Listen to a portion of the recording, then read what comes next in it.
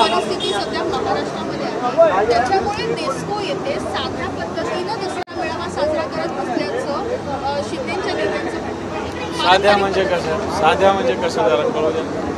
नेस्कोचं बुकिंगलाच किती खर्च येतो जरा विचारा त्यांना. फार साध्या त्याचं भाडं किती जरा विचारा नेस्कोचं. आणि किती व्यवस्था काय काय बघा जरा. जेवणावळ कशी चालू आहे, खानावळ कशी चालू आहे, कसे VIP सगळे चालू आहे. आणि काय साधापणा आहे तुमचा.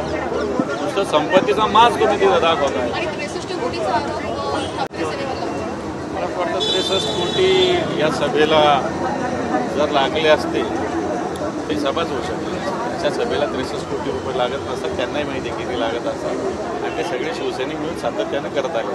दुसरीकडे विधानसभा निवडणुका झाल्या, मात्र आगामी स्थानिक स्वराज्य निवडणुका यावर्षी होतील की नाही या संदर्भात प्रश्न उपस्थित केले जात आहेत. दुसरीकडे विरोधी पक्ष नेता नाही आहे, म्हणजे जाब विचारायला सध्या कोणीच मला नाही. वाटतं आपण दसऱ्यावर बोलू. हे जे आताचं सरकार आहे या सरकारला विरोधी पक्ष बदलायची पाहिजे नाही, स्वतःचीच पाहिजे आणि स्वतःच्यापेक्षा एकट्याची पाहिजे अशा प्रकारची स्थिती आहे.